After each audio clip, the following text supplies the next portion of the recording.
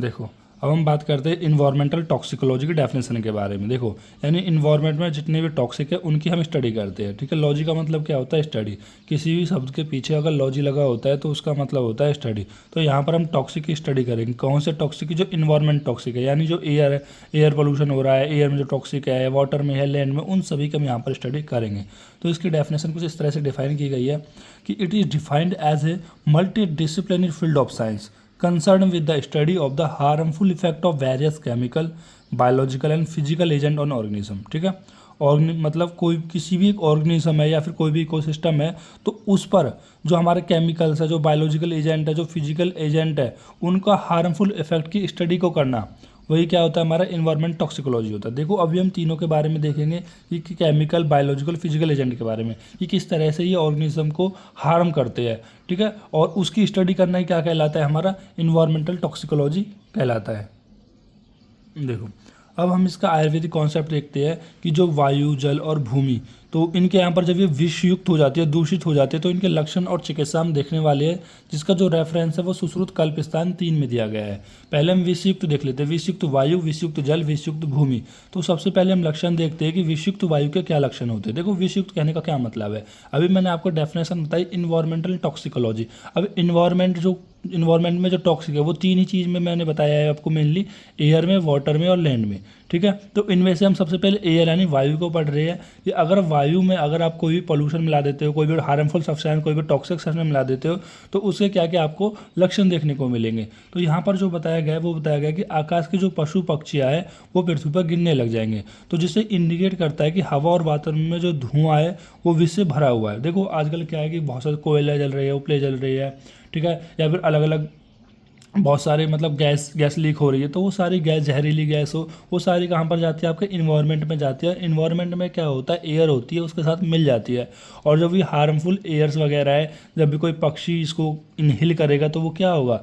उसका जो nervous system है तो वो क्या करेगा? कहीं ना कहीं लैग करेगा और वो चक्कर खा के नीचे गिर जाएगा। ठीक है, तो आकाश में जितने भी पक्षी पक्षी आए वो जब आसमान से गिर के धरती पर गिरने लग जाए तो आप समझ सकते हो कि अब जो हवा है, जो जो वातावरण है, उसमें क्या है कि धुआं हो गया है, पोल्यूटेड हो गया है। ठीक है, तो आजकल तो आप ये खबर देखते ही हो कि जो AIQ है, एयर क्वालिटी जो इंडेक्स है, वो कितना ज़्यादा बढ़ता जा रहा है। जितना ज़्यादा बढ़ता जाएगा उतना ही ज़्यादा आपका जो एटमॉस्फेयर है वो पोल्यूटेड होता जाएगा। ठीक है, दिल्ली में जो है बहुत ज़्यादा AIQ होता है। तो इसी तरह से भी यहाँ पर कुछ डेफिनेशन बताने की कोशिश की गई है और बताया गया है कि यदि इस प्रकार की वायु को कोई भी व्यक्ति इनहेल करता है तो उसमें कास, प्रतिशाय, शिरोरुजास, तो ये सारे यहाँ पर लक्षण देखने को मिलेंगे। और यहाँ पर क्या? तीव्र नयन आमस। तो नयन आमस का मतलब क्या है कि बहुत तेज आंखों में दर्द देखने को मिलेगा। देखो, ऑब्वियस ही बात है कि जब ठंडियों का समय होता है तो कोहरा वगैरह बहुत ज़्यादा होता है, और जब वो कोहरा आपकी आंखों में लगता है तो वो कहीं ना कहीं क्या होता है? आपकी आंखों में चुभता है। आप अपने देखो, जब भी AIQ ज़्यादा होता है, पोल्यूटेड एयर होती है, तो आप ये महसूस करोगे कि आपको सांस लेने में दिक्कत हो रही है, रनिंग मतलब रेस्पिरेटरी प्रॉब्लम आ रही है। इन्होंने भी यही बताया है कि काश, प्रतिशाय, सिरोरूजा मतलब सिर में दर्द हो जाता है, खास खास ये होती है, प्रतिशाय मतलब रनिंग नोज हो जाती है। ठीक है, और आपकी आंखों में दर्द होने लगता है। ये भाई ऑब्वियसली बात है कि जहाँ पर एयर की क्वालिटी ख़राब होगी, अगर वहाँ पर आप सांस लोगे तो आपको सांस लेने में दिक्कत आएगी, आंखों में दर्द होगा, आंखों में वो चुभेगी और सिर में भी दर्द हो जाता है। ठीक है, तो इस तरह से आप याद रख सकते हो। देन इसके हम चिकित्सा की बात करते हैं, वायु की चिकित्सा की। देखो, वायु की चिकित्सा थोड़ी मैंने यहाँ पर लिख दी है, ठीक है, यहाँ पर नहीं है। तो वायु की चिकित्सा है तो थोड़ा मैंने क्रॉस लगा के दिखा दिया है। देखो, यहाँ पर कुछ द्रव्य बताए गए वायु की चिकित्सा में, और बताया गया है कि इन द्रव्य को यदि आप जलाते हो और जलाने से क्या होगा? वो वातावरण शुद्ध हो जाता है। जैसे आपने यज्ञ में देखा होगा कि यज्ञ पे कुछ ट्रायल वगैरह हुए थे, तो जो यज्ञ के जितने भी द्रव्य थे जब इनको जलाया जाता है तो वहाँ एटमॉस्फेयर में जितने भी बैक्टीरिया वगैरह थे, फंगस वगैरह थे, या जो भी अदर डिजीज कॉजिंग एजेंट थे, वो सारे क्या हो गए थे? वहाँ पर मर गए थे। ठीक है, बहुत कम इनकी कैपेसिटी हो गई थी। जैसे मान लो कि अगर मैं बात करता हूँ कि कमरे के अंदर मान लो कि 50% बैक्टीरिया, फंगस वगैरह है, लेकिन मैं यहाँ पर इस कमरे के अंदर अगर हवन करा देता हूँ, उन द्रव्य को जला देता हूँ जो द्रव्य हवन में यूज होते हैं, तो उनमें कम से कम 1-2% यहाँ पर बैक्टीरिया या अदर वायरस रहेंगे। तो इससे यहाँ पर एक तरीका बताया गया है कि किस तरह से आप वायु को शुद्ध कर सकते हो। ठीक है, लाक्षा, हरिद्रा, अतिविषा, अभया, शब्द हरेणु का एला। ठीक है, शब्द हरेणु का और एला, तो ये ऐसे और भी काफ़ी द्रव्य है, अगर आप इनको जला देते हो तो इनके धुएं से जो विषयुक्त वायु है वो शुद्ध हो जाती है। एक तरीके से क्या करना है, आपको यज्ञ करना है इन द्रव्य का। तो इन द्रव्य का आपको नाम याद रखना चाहिए कि लक्ष्य, हरिद्रा, अतिविषा, उभय, शब्द, हरेणुक और एला। ठीक है, तो और भी द्रव्य याद करने तो और भी कर सकते हो। तो ये जितना भी मैं बता रहा हूँ ना वो सारा कहाँ पर बताया गया है, सुश्रुत कल्पस्थान 3 में बताया गया। देखो रेफरेंस जरूर लिखा करो, क्योंकि जब आप रेफरेंस लिखते हो तो आप एग्जामिनर को पता होता है कि उसने कहाँ से उसको पता है, क्योंकि मेन आपका क्या बेस की आपकी संहिता है। और अगर आपको संहिता अच्छे से आती है तो आप यहाँ पर किसी भी सब्जेक्ट को अच्छे से पढ़ सकते हो। तो इसलिए आपको पता होना चाहिए सुश्रुत कल्पस्थान 3 में बताए गए हैं लक्षण और इस चिकित्सा पोल्यूटेड एयर की, पोल्यूटेड वाटर के, पोल्यूटेड लैंड की। ठीक है, तो ये इस तरह से हम वायु के बारे में देख चुके। देखो वायु के बारे में हमने क्या देखा कि वायु के लक्षण क्या है, आपको कैसे पता लगेगा जो वायु है वो पोल्यूटेड हो चुकी है। तो इसका सीधा सा लक्षण क्या होता है पोल्यूटेड वायु को पहचानने का, कि जो भी बर्ड वगैरह है, फ्लाई वगैरह है, जो भी हवा में उड़ रहे हैं, अगर वो ज़मीन पे आके गिरने लग जाते हैं तो इससे हम कह सकते हैं कि जो आपकी जो एयर है वो पोल्यूटेड हो चुकी है। दूसरा, अगर कोई मनुष्य उसको इनहेल करता है तो उसमें ये सारे सिम्टम देखने को मिल जाएंगे, काश, प्रतिशय, शिरोरुजास्य और तीव्र नैनाश्च, मतलब बहुत तेज आंखों में दर्द होने लगेगा, सिर में दर्द होने लगेगा और यहाँ पर रेस्पिरेटरी रिलेटेड प्रॉब्लम आने लगेगी। देन उसके बाद फिर इसको हम ट्रीट कैसे कर सकते हैं, चिकित्सा क्या बताई गई है, तो यहाँ पर कुछ द्रव्य बताए जैसे लाक्षा हो गया, हरिद्रा हो गया, अतिविषा हो गया, हरेणु का हो गया, शब्द हो गया, अभया हो गया और एला हो गया। तो इनको आपको कहीं ना कहीं जलाना है और जलाने के बाद इनका जो धुआं होगा वो एटमॉस्फेयर एयर, जो पोल्यूटेड एयर एटमॉस्फेयर में, उसको ठीक करने का काम करेगा, उसको ट्रीट करेगा, शुद्ध करेगा। तो इसकी चिकित्सा भी होगी। देन उसके बाद हम देखते हैं पोल्यूटेड विषयुक्त जल के लक्षण। तो विषयुक्त जल के लक्षण बताए गए हैं कि पिछल उग्र ग्रंथि, यानी कि ऐसा जल जो विषयुक्त होगा तो वो कैसा होगा, पिछल होगा। ठीक है, पिछल होगा, कहीं ना कहीं फिन, मतलब कहीं ना कहीं कफ युक्त होगा, चिपका चिपका सा होगा। तो इस तरह से आप यहाँ पर बता सकते हो। देन उसके बाद आता है हमारा उग्र ग्रंथि। ठीक है, अब उग्र ग्रंथि क्या होता है, उग्र ग्रंथि मतलब एक तरीके से इसमें तीव्र ग्रंथ आएगी, मतलब बदबू सी आएगी एक तरीके से। जैसे मान लो कि कहीं तालाब वगैरह में या कहीं लेक वगैरह में कहीं पर भी अगर पानी भरा हुआ होता है, या फिर आपके घर में मान लो पानी भरा हुआ होता है और आपको पहचानना है, ठीक, कैसे पहचानोगे, तो जल विषयुक्त लक्षण देख के आप पहचान सकते हो कि अगर उसमें फिचेला, चिकना चिकना सा लग रहा है, बहुत ज़्यादा गंध आ रही है, ठीक है, तो वो लक्षण, वो कैसे जल हो सकता है, वो विषयुक्त जल हो सकता है। या फिर फेनावितम, तो फेनावितम का मतलब क्या होता है, यहाँ पर कहीं ना कहीं झाग उसमें से दिख रहा है। देखो झाग मेनली तभी आता है जब उसमें कोई डिटर्जेंट वगैरह मिलाते हो। अगर नॉर्मली आप वहाँ पर डिटर्जेंट वगैरह के जैसे झाग दिख रही है तो भी आप यहाँ पर कह सकते हो। या फिर राजी अभिरिवारात, तो राजी का मतलब क्या होता है कि जो धारियाँ होती है, जैसे काले रंग की अगर उसमें धारियाँ दिखने लग जाए, आविर्वात मतलब उसके सदृश, जैसे काले रंग की जो धारियाँ होती है, अगर पानी में ऐसा कुछ दिखने लग जाता है तो आप कह सकते हो जो जल होता है वो कैसा होता है, विषयुक्त जल। देखो लक्षण से आप हमेशा पहचान सकते हो। जैसे यहाँ पर वायु के लक्षण से हम पहचान रहे थे विषयुक्त वायु है, इसी तरह से हम विषयुक्त लक्षण को देखकर पहचान रहे हो, मतलब जल के लक्षण को देखकर पहचान रहे हैं कि विषयुक्त जल है।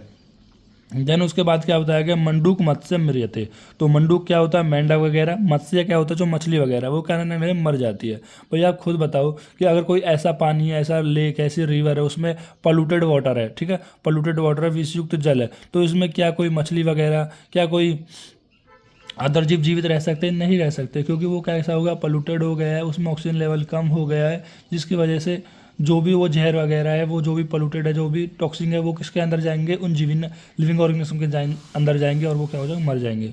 देन उसके बाद सानु उपचरा, तो सानु उपचरा का मतलब ये बताया गया है कि जो भी जानवर वगैरह है, जो भी पक्षी वगैरह है, अगर आप ऐसे जल को पीते हैं, ठीक है, तो वो कैसे लगेंगे, उपचार करने लग जाएंगे, मतलब इधर इधर भटकने लग जाएंगे। ठीक है, तो फिर उसके बाद यहाँ पर उसके और भी बताया गया है कि नरा अश्व, देखो नरा क्या होता है, मनुष्य होता है, अश्व क्या होता है, घोड़ा होता है, नाग क्या होता है, हाथी होता है, अस्ते छर्दी मोह ज्वारे दास ओफान, मतलब अगर इनमें से कोई व्यक्ति जो नर हो गया, मनुष्य हो गया, घोड़ा हो गया, हाथी हो गया, यदि विषयुक्त जल का सेवन करता है तो उनमें छर्दी देखने को मिलेगी, मोह देखने को मिलेगा, ज्वर देखने को मिलेगा, दाह देखने को मिलेगा एंड सोफान देखने को मिलेगा। छर्दी यानी वोमिटिंग देखने को मिलेगी, मोह यानी कन्फ्यूजन, ज्वर यानी फीवर संताप, दाह यानी बर्निंग सेंसेशन, सोफान मतलब ब्लिस्टर वगैरह या फिर स्वेलिंग वगैरह आपको देखने को मिलेगी।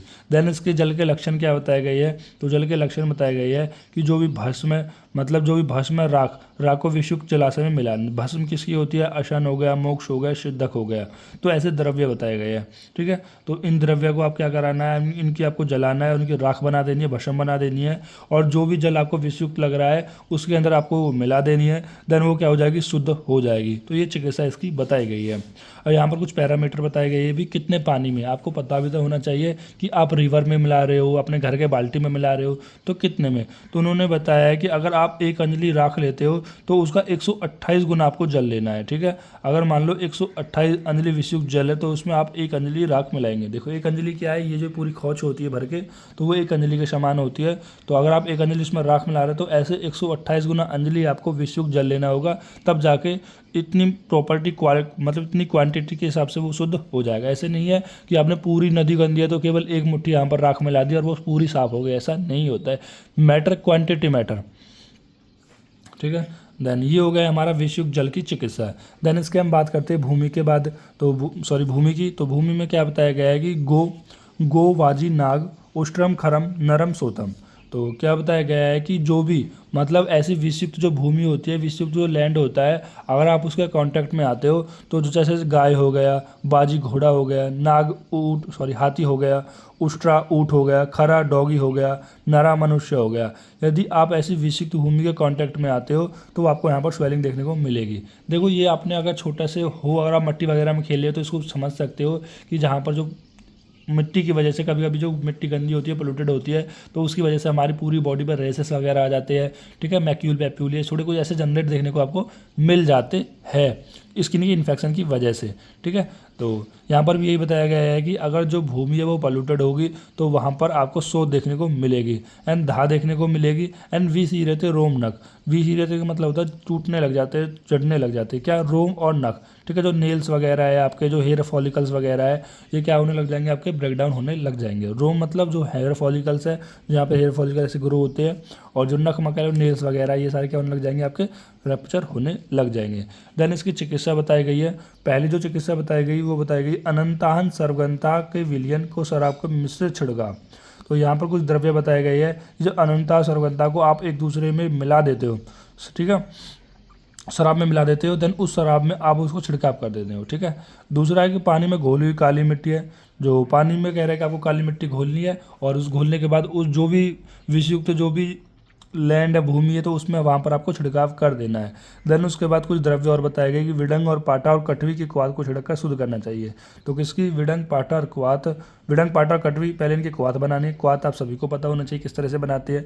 देन उसके बाद हमें उसको छिड़कना है, देन उसको उस मिट्टी पर डाल देना है जिससे वो शुद्ध हो जाएगी। तो यहाँ तक अभी तक हमने क्या देख लिया है, पहले हमने देख लिया कि इस चैप्टर में हमें क्या क्या टॉपिक कवर करने हैं। देन उसके बाद हमने सबसे पहले देखा इन्वायरमेंटल टॉक्सिकोलॉजी, क्या इस चैप्टर का जो नाम था इसका मतलब समझा। देन इसमें जो हमारा पहला टॉपिक आता है वो आता है कि जो इन्वायरमेंट में एयर है, वाटर है और लैंड है, ठीक है, वो किस तरह से पोल्यूटेड हो रही है, उनके क्या क्या लक्षण और क्या क्या चिकित्सा देखने को मिलेंगी। अभी तक हमने ये आयुर्वेदिक एस्पेक्ट देख लिया है, अब हम देखते हैं मॉडर्न एस्पेक्ट की तरफ।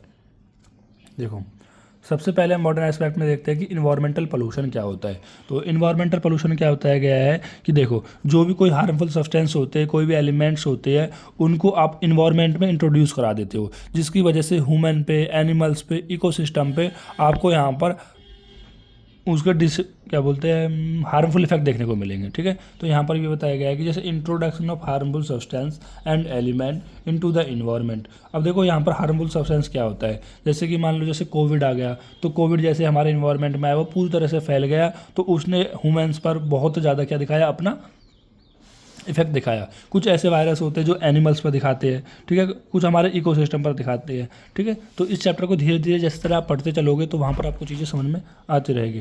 देन इसके बाद हम बात करते हैं कि किन किन टाइप का वो होता है। तो जैसे पहला होता है इसमें एयर पोल्यूशन, दूसरा होता है वाटर पोल्यूशन, तीसरा होता है सोइल या जिसको हम कहते हैं लैंड पोल्यूशन, ठीक है। तो एयर पोल्यूशन, वाटर और सोइल या लैंड पोल्यूशन। तो सबसे पहले हम डेफिनेशन देखते हैं एयर पोल्यूशन की। देखो मैं आपको समझा रहा हूँ, आप समझ रहे हो, लेकिन आप लिख अपने तरीके से सकते हो जैसा आपको समझ में आए, ठीक है। तो जरूरी नहीं है आपको डेफिनेशन रटनी ही रटनी है, क्योंकि मोस्टली इस चैप्टर से शॉर्ट आंसर क्वेश्चन पूछा जाएगा जिसको आप अपनी भाषा में आसानी से लिख सकते हो, ठीक है। देखो एयर पोल्यूशन में क्या बताया गया, due to the excessive accumulation of harmful gases, dust particles and chemical in atmosphere. देखो, यानी यहाँ पर क्या बताया गया है कि बहुत एक्सेसिव एक्यूमुलेशन होना, किसका एक्यूमुलेशन होना, जैसे बहुत सारे हार्मफुल गैसेस होते हैं, बहुत सारे डस्ट पार्टिकल्स होते हैं, ठीक है, और केमिकल्स होते हैं, ठीक है। तो इनका अगर आपका एटमॉस्फेयर में एक्यूमुलेशन हो रहा है तो उनकी वजह से ही क्या हो रहा है कि एयर पोल्यूशन हो रहा है, ठीक है, सिंपल सी बात है। अब देखो जैसे हमारे व्हीकल्स है, मतलब जैसे मोटरसाइकिल है, तो मोटरसाइकिल का क्या बनता है, एयर पोल्यूशन बनता है, ठीक है, मतलब एयर हर साल एयर पोल्यूशन बनता है। गाड़ी का भी क्या बनता है, एयर पोल्यूशन का सर्टिफिकेट बनता है। क्यों बनता है, क्योंकि उससे मेजरेबल होता है कि जो आपकी जो गाड़ी है अगर वो ज़्यादा पुरानी हो जाएगी तो ज़्यादा पोल्यूशन करेगी, ज़्यादा धुआं निकालेगी, तो इसलिए हर साल उसका पोल्यूशन बनता है। अगर वो ज़्यादा धुआं निकाल रही है तो आप उसे नहीं चला सकते हो, क्योंकि वो आपके एयर को ज़्यादा पोल्यूटेंट कर रही है। एयर ज़्यादा पोल्यूटेंट होगी तो आपको डिजीज ज़्यादा देखने को मिलेगी, ठीक है। तो इसके बताए गए। अब देखो यहाँ पर जैसे मैंने बताया कि हार्मफुल गैसेस, अब बहुत सारी हार्मफुल गैसेस हो सकती है, ठीक है, कोई एक नहीं है कि बहुत सारी है, ठीक है। जैसे मान लो एसिड रेन होती है तो वो भी एक हार्मफुल गैसेस की वजह से ही तो होती है, ठीक है। बहुत सारे डस्ट पार्टिकल्स भी होते हैं, बहुत सारे केमिकल्स भी होते हैं, ठीक है। जैसे लेबोरेटरी वगैरह में बहुत ज़्यादा कुछ ना कुछ केमिकल का यूज़ होता रहता है, तो वो भी केमिकल कुछ हमारे एटमॉस्फेयर में मिल जाते हैं जो कि उसको जैसे कुछ चेंजेस करते हैं। तो इस तरह से दूसरा इंडस्ट्रियल डिस्चार्ज हो गया। अब इंडस्ट्रियल डिस्चार्ज में भी क्या होता है, तो ये भी कहीं ना कहीं किसका कारण होता है, हमारा एयर पोल्यूशन का काम होता है। देखो इंडस्ट्री हो गए, फैक्ट्री हो गए या हॉस्पिटल हो गए, इन सब में आपको बहुत ज़्यादा वेस्टेज देखने को मिलेगा। और जो वेस्टेज अगर आप उसका प्रॉपर मैनेजमेंट और डिस्पोज नहीं करते हो, और तो वो नहीं करते हो तो वो क्या करेगा, हमारा जो भी एटमॉस्फेयर है उसको कहीं ना कहीं पोल्यूटेंट करेगा। जैसे थर्मल पावर प्लांट है, अगर आपने थर्मल पावर प्लांट देखा होगा तो वो भी बहुत ज़्यादा धुआं वगैरह निकालता है, तो वो भी एटमॉस्फेयर को पोल्यूटेंट करता है। ये सारे मैं कॉज के यहाँ पर डिस्क्रिप्शन कर रहा हूँ। देन इसके बाद है बर्निंग ऑफ एग्रीकल्चर रेसिड्यू। देखो जैसे आप खेती हो जाती है, जैसे अभी गेहूँ हुआ, गेहूँ होते हैं या फिर मूंजी होती है, जैसे वो हो जाती है तो उसके बाद हम उसको काट लेते हैं तो वो कुछ बच जाती है, जैसे इसकी दरौती वगैरह से काटते हैं तो थोड़ी बहुत बच जाती है, तो उसमें हम क्या लगा देते हैं, औच लगा देते हैं, ठीक है, अग्नि लगा देते हैं, ठीक है, जो भी आपको बोलना है। तो जिससे क्या होता है, जो बची हुई है तो आगे खेत पूरी तरह से साफ हो सके और फिर से हम बो सके, तो उसकी वजह से बहुत ज़्यादा पोल्यूशन होता है। देखो जब भी कोई चीज़ जलाई जाएगी तो पोल्यूशन होगा, चाहे वो आप कोई चीज़ जलाओ। देखो अच्छी चीज़ें कुछ होती है जो एयर पोल्यूटेंट को कम करती है, लेकिन मोस्टली क्या करती है, कहीं ना कहीं पोल्यूशन ही करती है। आपने देखा होगा यार, प्लास्टिक मत जलाओ, कैंसर होता है, यार वो लकड़ी मत जलाओ, इससे CO कार्बन मोनोऑक्साइड की लेवल बढ़ता है। तो ये सब चीज़ें आपने सुनी होंगी, ठीक है। फिर आता है deforestation of forest and fire. आपने देखा होगा जैसे पंजाब वगैरह में एक पूरे जंगल में आग लग गई थी, ठीक है, तो फॉरेस्ट में आग लग गई। या डिफॉरेस्टेशन का मतलब होता है पेड़ों को ही काटना है। भाई पेड़ों को काटने से क्या होगा कि आपके ऑक्सीजन का लेवल कमी हो जाएगी, और जो भी हमारे हार्मफुल गैसेस थी उनको एब्जॉर्ब भी नहीं करेंगे। भाई जो पेड़ होते हैं वो क्या करते हैं, CO2 को एब्जॉर्ब करते हैं, और जो भी हार्मफुल गैस होते हैं उन सभी को एब्जॉर्ब करते हैं, कम करते हैं।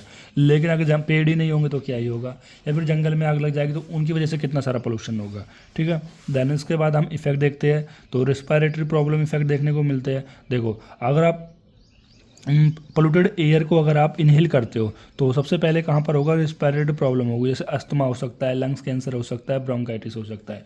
देखो जो भी लोग एक अच्छी कंडीशन में रहते हैं, एक अच्छे पोल्यूशन मतलब एक अच्छे पोल्यूटेड फ्री कंट्री में रहते हैं, तो वो पोल्यूटेंट को सहन ही नहीं कर पाते। जैसे मान लो कि मैं मतलब गांव वगैरह में रहता हूँ तो यहाँ पर पोल्यूशन बहुत कम है, लेकिन मैं दिल्ली साइड या कोई मेट्रो सिटी वगैरह साइड जाता हूँ तो वहाँ पर पोल्यूशन ज़्यादा रहता है, तो मुझे थोड़ा डिस्कम्फर्ट लगता है। क्यों, क्योंकि वहाँ का जो एटमॉस्फेयर है उसमें पोल्यूशन ज़्यादा है, ठीक है, जिसकी वजह से मुझे डिस्कम्फर्ट हो रहा है, कहीं ना कहीं थोड़ी खांसी वगैरह होगी, अस्थमा अस्थमा तो नहीं कि खांसी वगैरह होगी, सांस लेने में थोड़ी प्रॉब्लम होगी। तो यही बताया गया रिस्पायरेटरी प्रॉब्लम हो सकती है।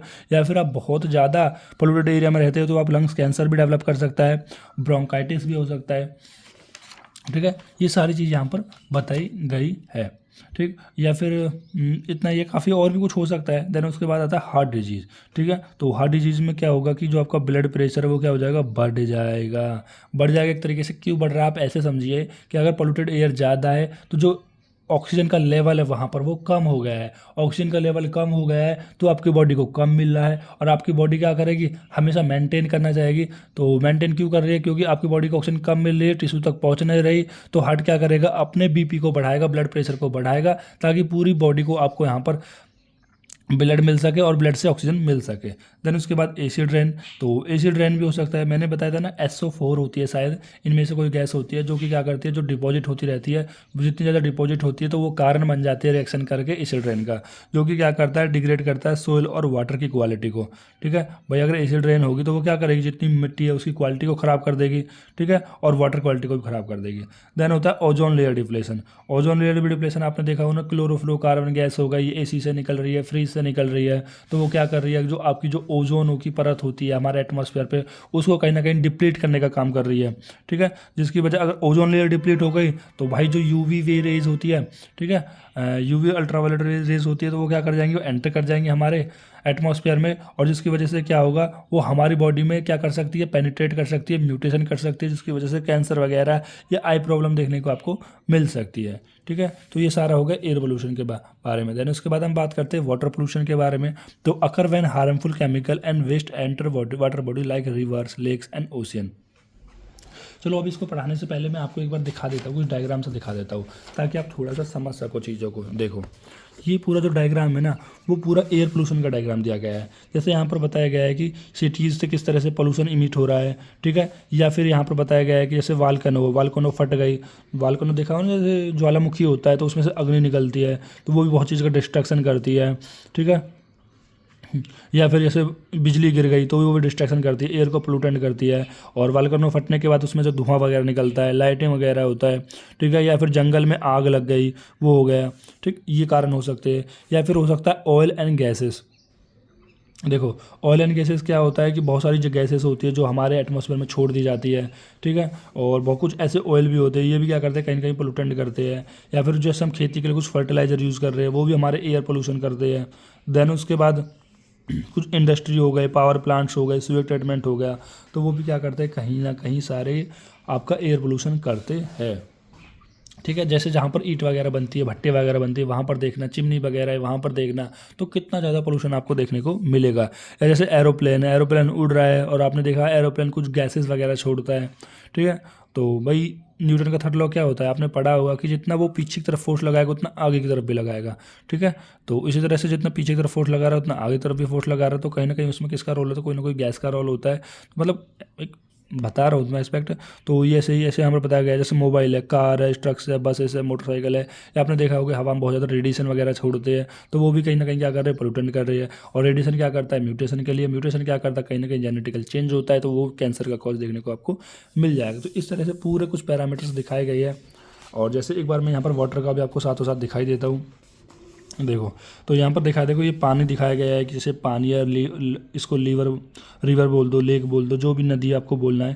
जैसे हमने बताया कि जैसे गांवों का जो वेस्ट होगा, अब गांवों का क्या वेस्ट होगा भाई, जितने डायरेक्ट डिटर्जेंट यूज़ करते हैं, सौंफ वगैरह यूज़ करते हैं, फिर बर्तन धोते हैं घर में, विम वगैरह साबुन से धोते हैं, सरफ से धोते हैं, साबुन से धोते हैं, तो वो सारा जो डिटर्जेंट वगैरह का पाउडर है वो कहाँ पर जाता है अल्टीमेटली, भाई आपके घर में तो नालियों में जाता है, नालियों से गटर में जाता है, गटर से भी तो कहीं जाता होगा, फिर उसके बाद कहीं और जाता होगा, तो वो सारा एक जगह जा जाके फिर काम पर छोड़ दिया जाता है अल्टीमेटली किसी नदी वगैरह में, कहीं पानी वगैरह में, ठीक है, वो छोड़ दिया जाता है। ऐसे जो सिटी स्ट्रीट है, मतलब जो शहर का है, तो उनका जो गलियों का जो भी डस्ट वगैरह होता है, वो भी सारा हमारा मतलब जो भी कचरा होता है वो सारा कहाँ पर डाल दिया जाता है, इस नदी के अंदर डाल दिया जाता है। सेम उसी तरह से जैसे wash waste water treatment plant है, इसका जो वेस्ट होता है वो भी ऐसी तरह से छोड़ दिया जाता है। या फिर जो भी हमारा ये सारा सब अर्बन डेवलपमेंट है, सिटी है, ये सारा कूड़ादान किस में डाल दिया जाता है, इसमें डाल दिया जाता है। ये पॉइंट सोर्स दिखाए गए कि कहाँ पर ये जो वाटर पोल्यूशन कर रहे हैं। इसी तरह से जो एनिमल का है, भाई एनिमल का फीड ब्लोट है, मतलब जो भी कचरा वगैरह है, एनिमल का भूसा वगैरह है, तो वो भी सारा क्या है, कहीं ना कहीं इस तरह से यहाँ पर डाल दिया जाता है। ठीक, और इसी तरह से यहाँ पर फैक्ट्री वगैरह, कोई फैक्ट्री है, इंडस्ट्री है, उसका भी कुछ ना कुछ वेस्ट बनता है। देखो फैक्ट्री में बहुत सारी चीज़ आ जाती है, तो हर एक चीज़ का कोई ना कोई वेस्ट बनता है। उस वेस्ट को अगर आप डायरेक्टली या तो एटमॉस्फेयर में मिला रहे हो, मतलब एयर में मिला रहे हो, वाटर में मिला रहे हो, तो वो क्या करेगा, एयर में मिलाए तो एयर पोल्यूशन करेगा, अगर वो वाटर में मिला है तो वाटर पोल्यूशन करेगा। ठीक है, आपने देखा होगा कि बहुत सारे लोग आते हैं, नदी के पास कचरा फेंक जाते हैं। अब जैसे ही नदी के पास कचरा फेंका, प्लास्टिक फेंका, तो वहाँ पर बहुत सारे जो डिजीज़ होने के चांसेस रहते हैं। या फिर वो कचरा पानी में जाके कुछ जैसे प्लास्टिक छोड़ते हैं हम पानी में, तो प्लास्टिक क्या करते हैं, फिनॉल ए करके कुछ कंपाउंड रिलीज़ करती है, ठीक है, जो कि पानी में मिल जाता है, जो कि कहीं ना कहीं हमारी बॉडी में कैंसर का कॉज करता है फिर। तो इस तरह से यहाँ पर बताया गया है कि किस तरह से आप अपने वाटर को पोल्यूटेंट कर रहे हो। अगर वाटर पोल्यूटेंट हुआ तो आपको हार्मफुल करेगा, आपकी बॉडी में चेंजेस करेगा, आपको डिजीज़ करने का कारण बनेगा। ठीक है, देखो, अब हम वाटर पोल्यूशन को देख लेते हैं कि वाटर पोल्यूशन में क्या बताया गया है कि occur when harmful chemical and waste enter into water bodies.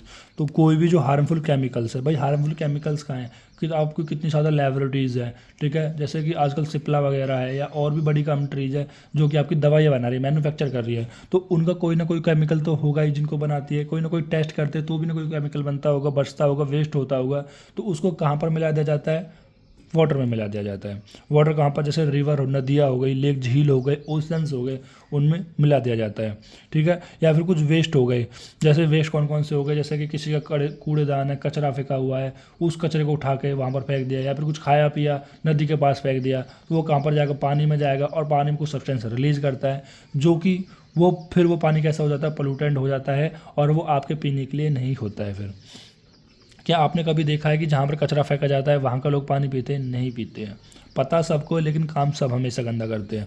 Then इसके हम कॉज के बारे में बात करते हैं कि disposal of industrial and domestic waste into the river. ये भी सिंपल सी बात है कि जो भी इंडस्ट्रियल का है और जो भी डोमेस्टिक वे भाई सबको पता है क्या होता है, सावन का, सौंफ का, डिटर्जेंट का, शैम्पू का, जितना भी वो सारा वेस्ट होता है वो भी कहाँ जाता है, कहीं ना कहीं वो नदियों में ही जा रहा है। इंडस्ट्री का भी आप सभी जानते हो कि कोई ना कोई काम हो रहा होता है और हर एक इंडस्ट्री के अंदर कुछ ना कुछ वेस्ट बनता है, ठीक है। किसी के अंदर गर्म पानी बन रहा है, गर्म केमिकल्स हो रहे हैं, ठीक है, कुछ भी बन रहा है XYZ, वो सारा कहाँ पर, रिवर में छोड़ दिया जाता है। दैन उसके बाद use of pesticide and fertiliser in agriculture.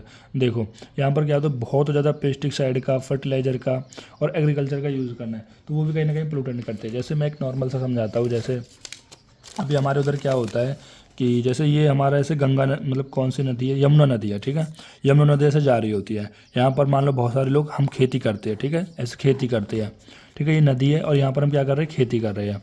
अब जैसे हमने यहाँ पर क्या करा, खेती करी, अब इसमें हमने क्या डाले, पेस्टिसाइड डाले, फर्टिलाइजर डाले। भाई हमें तो अपनी फसल अच्छी करनी है कि कोई भी पेस्टिसाइड ना लगे और हमारी फसल अच्छी हो, तो फर्टिलाइजर डाल रहे, इंसेक्टिसाइड डाल रहे हैं, ठीक है, तो ये सब डाल रहे हैं। अब जैसे ही बारिश वगैरह हुआ, हमने पानी वगैरह भरा, तो वो बारिश वगैरह के पानी से क्या होगा, वो सारा जितने भी वो पेस्टिसाइड, फर्टिलाइजर वगैरह है, वो सारे काम पर चले जाएंगे, चलते चलते इस नदी के अंदर पहुँच जाएंगे, इस यमुना नदी के अंदर पहुँच जाएंगे, तो इससे भी क्या होगी, वो पोल्यूटेंट हो गई। तो यहाँ पर भी इस तरह से बताया गया है कि जो भी पेस्टिसाइड और फर्टिलाइजर है वो आप एग्रीकल्चर में यूज़ कर रहे हो, वो कहीं ना कहीं वो भी वाटर को पोल्यूटेंट कर रहा है। या फिर ऑयल स्प्लिट है या प्लास्टिक वेस्ट है। देखो ऑयल स्प्लिट कैसे है, जैसे मान लो ये जहाज़ है, ठीक है, ऐसे मान लेते हैं जहाज़ है देखने के लिए, ठीक है, तो जब वो जहाज़ है, जब जैसे मान लो समुद्र वगैरह में आपने जहाज़ देखा होगा, तो वो चलता है, वो कुछ ना कुछ ऑयल को स्प्लिट करता चलता है, कुछ ना कुछ ऑयल को स्प्लिट करता है, तो वो भी कहीं ना कहीं क्या कारण होता है आपका, वेस्ट करता, मतलब वाटर को पोल्यूटेंट करता है, ठीक है, या कुछ प्लास्टिक वेस्ट वगैरह हो गए, ठीक है। तो इस तरह से अगर आप चीज़ों को समझोगे तो आप यहाँ पर चीज़ों को अच्छे से कर सकते हो। देन इसके बाद हो गया हमारा डिजीज़। अब इसके इफेक्ट देखने को मिलते हैं, disease, kidney failure, threaten to marine life. अब डिजीज़ क्या क्या हो सकती है भाई, अगर वाटर पोल्यूटेंट है तो उसे क्या क्या डिजीज हो सकती है, कोलेरा हो सकता है। भाई जो वाटर डिजीज़ कौन कौन सी होती है, तो वो आप उसमें नाम लिख सकते हो कि वाटर डिजीज़ कोलेरा होता है, टाइफाइड होता है, डायरिया होता है, ठीक है, जो भी कॉन्टिनेंटल वाटर आप पियोगे। दैन किडनी फेलियर होता है। किडनी फेलियर क्यों होता है, क्योंकि देखो वाटर में भी क्या होता है, बहुत ज़्यादा हाई मेटल आ जाते हैं, और हाई मेटल वाला अगर आप पॉइजन मतलब वाटर पीते हो तो उसमें आपको यहाँ पर किडनी फेलियर देखने को मिलेगी, क्योंकि किडनी का काम करने का काम क्या होता है, मैक्सिमम एक्सक्रीशन आउट करने का, तो due to the presence of high mercury and arsenic वगैरह का। देन उसके बाद होता है थ्रेटन टू मैरिन लाइफ। अब मैरिन लाइफ क्या होता है भाई, जो भी मतलब पानी वगैरह में जो रहते हैं लोग, मतलब जो भी ऑर्गेनिज्म रहते हैं, कोई मछलियाँ वगैरह रहते हैं या कोई अच्छे मतलब कोई और भी अगर जीव रहते हैं, तो उनके लिए उनका जो लाइफ फैक्टर है वो रिस्क में आ जाता है। क्यों आ जाता है, क्योंकि वहाँ पर आपने क्या मिला दिया, कहीं ना कहीं वाटर को पोल्यूटेंट कर दिया गया है, और वाटर पोल्यूटेंट हो गया तो यहाँ पर डिस्ट्रैक्शन हो जाएगा फिश का एंड कोरल लीफ का। देखो कोरल लीफ क्या होती है, कोरल लीफ जैसे मान लो ये पूरा समुंदर है, ये पूरा समुंदर है, तो समुद्र को जब आप तल पे जाओगे ना, तल पे जाओगे ऐसे चमकीले चमकीले से आपको यहाँ पर ऐसे कुछ छोटे छोटे से प्लांट वगैरह से दिखेंगे पूरा ऐसा। अब इन्हीं को क्या करती है, जो मछलियाँ होती हैं इनको खा के जीवित रहती है, ठीक है। लेकिन अगर वो कोरल लीफ डिस्ट्रक्शन हो जाएंगे, क्यों डिस्ट्रक्शन हो रहे हैं, क्योंकि पोल्यूशन की वजह से, पोल्यूटेड वाटर की वजह से वो डिस्ट्रक्शन हो रहे हैं, तो कहीं कहीं जो फिश है वो भी डिस्ट्रैक्ट हो रही है, ठीक है। और फिश के लिए जो ऑक्सीजन का लेवल वो भी क्या है, कहीं ना कहीं कम ही हो रहा है, क्योंकि आप वाटर को क्या कर रहे हो, पोल्यूटेड कर रहे हो, ठीक है। देन इसके बाद हम बात करते हैं कि सोयल की डेफिनेशन देखते हैं कि सोयल और लैंड पोल्यूशन की डेफिनेशन क्या है, कि occur due to the accumulation of harmful chemical. देखो हार्मफुल केमिकल यहाँ पर भी था, हार्मफुल केमिकल यहाँ पर भी था, और हार्मफुल यहाँ पर गैसेस था। तो हार्मफुल गैसेस केमिकल तो सभी की जगह आ रहा है, या फिर कुछ हैवी मेटल्स हो गए, प्लास्टिक वेस्ट हो गए सोयल में, ठीक है। तो कॉज क्या हो सकते हैं कि बहुत ज़्यादा आप केमिकल फर्टिलाइज़र का, पेस्टिसाइड का यूज़ कर रहे हो। देखो आजकल क्या होता है, देखो भाई नॉर्मली जो रेट हो गए फसलों के वो कम हो गए हैं, ठीक है। अब तो किसान क्या करता है कि भाई इनको ज़्यादा पैदावार चाहिए। पहले क्या होता था कि पहले जो क्वालिटी थी, क्वालिटी थी वो तो बहुत अच्छी थी, क्वालिटी बहुत अच्छी थी, लेकिन क्वांटिटी कम थी फसलों की, ठीक है। तो रेट क्या थे, ज़्यादा थे, क्योंकि क्वांटिटी तो कम है ना, क्वांटिटी कम है तो रेट बढ़िया है। लेकिन जैसे ही क्वांटिटी ज़्यादा हुई, अब क्वांटिटी ज़्यादा क्यों हुई, क्योंकि आपने ओवर यूज़ किया। किसका ओवर यूज़ किया, कि आपने फर्टिलाइज़र का, इंसेक्टिसाइड का, पेस्टिसाइड का। आपने क्यों यूज़ किया, आपने इसलिए यूज़ किया क्योंकि सरकार ने रेट क्या कर दिए थे, सरकार ने रेट कर दिए कम, बहुत लोग खेती करने लगे हो, सरकार ने रेट कर दिए कम। तो अब यहाँ पर किसान को उस चीज़ को बैलेंस करने के लिए क्वांटिटी ज़्यादा चाहिए, तो वो यूज़ करता है बहुत ज़्यादा यहाँ पर किसका, हार्मफुल केमिकल्स का, ठीक है। तो जिसकी वजह से क्या होती है, मतलब वो भी क्या होता है, हमारा सोइल की क्वालिटी को ख़राब करता है। तो over use of chemical, fertiliser, pesticide in agriculture, या फिर industrial waste and remaining and residue. अब बहुत सारी इंडस्ट्री को जो वेस्ट होता है, जो किसी भी गार्डन वगैरह में, ग्राउंड वगैरह में से छोड़ देते हैं, ठीक है। Household and plastic waste होते हैं, वो भी आप यूँ ही फेंक देते हैं। तो वो सही कहीं ना कहीं क्या कर रहा है, लैंड की क्वालिटी को ख़राब कर रहा है। फिर उसके इफेक्ट देखने को क्या क्या मिलते हैं, इफेक्ट देख लेते हैं। पहला इफेक्ट है कि reduce soil fertility leading to the lower crop quality in and yield. देखो मतलब जो लैंड पोल्यूशन से क्या होता है भाई, लैंड पोल्यूशन से कि जो आपकी सोइल की फर्टिलिटी है वो कम हो जाएगी, और जो क्रॉप की क्वालिटी वो भी कम हो जाएगी, ठीक है। तो फिर देन उसके बाद क्या है, adverse effect on ecosystem, plant और एनिमल। और एडवर्स इफेक्ट देखने को मिलेगा इकोसिस्टम से प्लांट और एनिमल पे, ठीक। Then consumption of crops grown in polluted air. तो consumption of crop grown in polluted air can be cancer. मतलब अगर आप वहाँ ऐसे पोल्यूटेड सोइल में कोई भी खेती वगैरह करते हो और उस फिर गेहूं को, अनाज को आप खाते हो, ठीक है, तो वो क्या करे, कहीं आपको कैंसर कर सकता है, ब्रेन डिसऑर्डर कर सकता है, हार्मोनल इम्बैलेंस कर सकता है, ठीक है। तो अभी तक हमने क्या क्या यहाँ पर कवर किया है। तो पहले आज की वीडियो में हमने देखा इन्वायरमेंट टॉक्सिकोलॉजी, जो कि आपके अगर तंत्र का चैप्टर नंबर 6 है, जिसके अंदर हमें 4 टॉपिक कवर करने थे। इस वीडियो के अंदर हमने केवल विषाक्त वायु, जल और भूमि, एयर, वाटर और लैंड पोल्यूशन के बारे में देखा है। देन अगली वीडियो में हम इफेक्ट ऑफ बायोलॉजिकल, केमिकल और न्यूक्लियर वेलफेयर के बारे में बात करेंगे।